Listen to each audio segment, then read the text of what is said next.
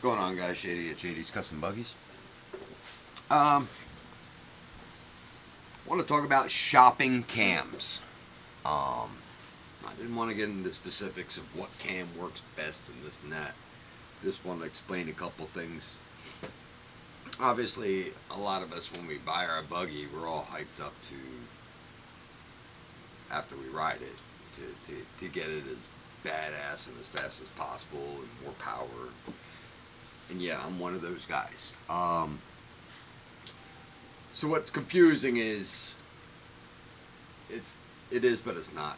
Are the camshafts, and basically when you're shopping cams, what cam works best? Well, most GY6 cams, they're labeled as an A something. So there's like an A8, an A9, an A10, A11, A12, A13, A14. And what does that exactly mean? Well, funny part is I can't tell you what that exactly means. But what I can tell you is this. What little I know about camshafts, A8 through A14, the lower the number, the camshaft is more designed for top end speed. As you climb in number, supposedly it's supposed to be a more torque oriented cam. That's what I've heard. Can't attest to it. Now, the other thing you can use to differentiate is the lift of the cam. Now, when see if I have it handy. I do. I have a digital caliper. So when I take out camshafts or when I'm looking at camshafts, and quite frankly, I save a lot of parts. I do save camshafts, and what I do is I measure them, label them, and see if they're actually going to be useful for something later on. But the hard part about shopping for a cam is that somebody's A12. Let's just throw out name brands. Now I sell Hoka and SSPG. Those are the brands that I use. They're made in Taiwan. They're good. They're a good standard brand that is associated with GY6 racing and whatnot. There's other companies like SRP. There's NCY. So we'll just use for sake of example an SSPG A12 cam versus an SRP or NCY A12 cam. The lifts are going to be different. Now, the only thing that seems to be standard is that they all call them A something. Now, Hoka, they actually put a marking on the cam so you can tell what the cam is. So, I have this camshaft in my hand. I just randomly pulled a couple of cams off the shelf. So, HA, HB. This one says HC. So, HA, HB, HC. This tells me that's an A10. And why do I say that? Because H, which is Hoka, A is the A8, B is the A9, C is the A10,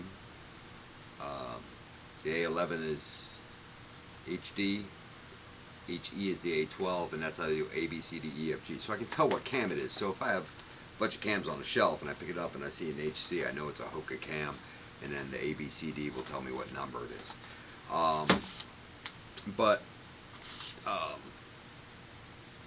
so what we were saying before, let's say an SSPG or a Hoka A12 versus an NCY A12. The thing is that the lift doesn't necessarily need to be the same.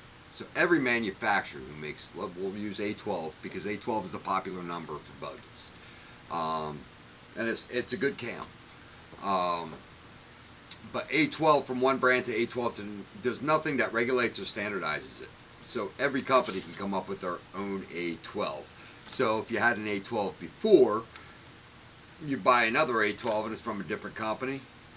Buggy might run a little different, might be better, might be worse, maybe as strong as it was, maybe stronger, maybe not as strong. That's because the two A12s could possibly have been completely different as far as lifts. Now, the reason why I stick with the brand and the vendors that I use is that they actually forwarded to me all the specs on the cams. So if you go on buggies.com and whatever cams I do have for sale, you can actually see the lift of the cam. Alright, so you can compare one to the other. Now, as far as, I didn't want to, this is what this is all about, cam of choice. I usually use I have used A12s. When I started racing, I tried an A10. That's the cam that I'm running now, is the A10. Now, it's a Hoka A10. Okay, so you can easily just go to my website, look up A10 cam, and see exactly what the lift is. As far as cams go, there is the one cam that you do have to be careful about. All right, and I've had people, hey, I put this cam in and I'm having problems. I either bent a valve or this or that or the other thing. And that's the A11 cam. Okay, what seems to be standardized is that the A11 cam from every brand seems to have the highest lift of every cam out there. Okay, now more lift opens the valve more, valves open more fuel and air, get let out, or go out the exhaust. More fuel that gets into the cylinder, and more air. This is true, but you do have to be careful because the A11, no matter what brand it is, seems to have the most lift. Now, I do have a chart over here on my toolbox. Just to give you an example, an A12 from Hoka, 25.88 intake, 25.78 exhaust. So you got 25.88, 25.78. Okay, an A11 is 27.16 intake, 27.04 exhaust. That's a lot of lift. That's a little over a millimeter, almost a millimeter and a quarter, millimeter and a half of lift. Okay. Here's the problem, and this is what happens to most people. Is, I'm just using this head for an example. You have a valve spring in there. Okay. In fact, let me see if I have a valve spring. Yes, I do. Okay. And actually, a valve spring. I'm going to grab this one. Thanks for being patient. Alright, so you have your valve springs, and there's two springs in there. Your typical cam, when it pushes down, and as it's pushing down, it's pushing the valve down. Okay.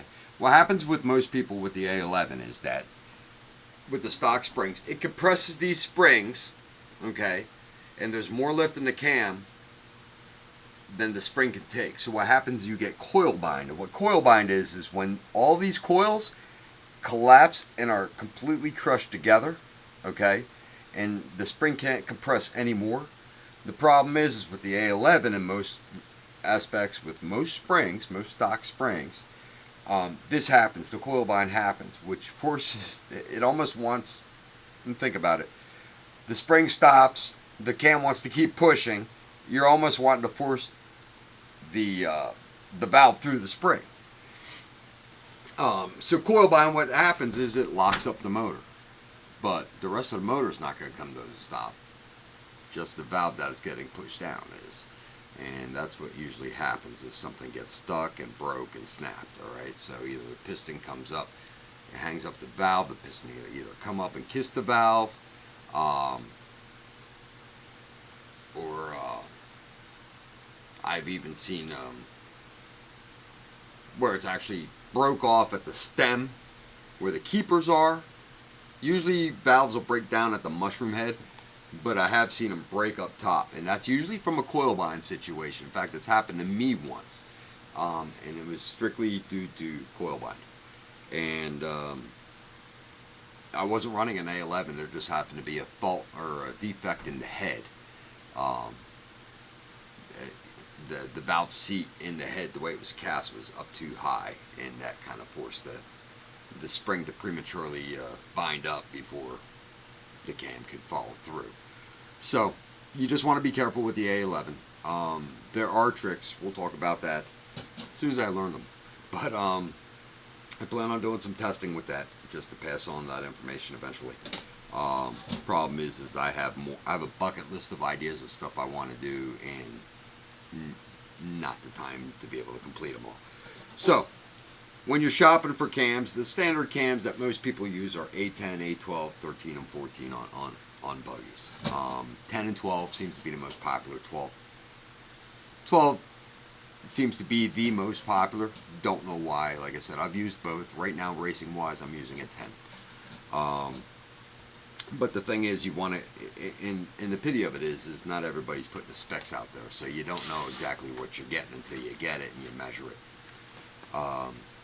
But fortunately, like I said, when I've said this in the past, when I put together GotBuggies.com, and I was actually going to put a website. I'm a geek. I'm a nerd. I wanted to know everything about everything that I'm using, and I try to be informative in the descriptions. If there's little hidden treasures of information in there, then I'll try and put it in the description. And every cam we sell, you'll be able to find the specs on the cam in there. So, anyhow, I want to thank you guys for hanging in there. Hopefully, you'll learn something from this. And again, hit like if you like the video. If you have any comments or questions, please leave them in the comments section. And by all means, stick around, subscribe. We'd love to have you every time. Have a good one.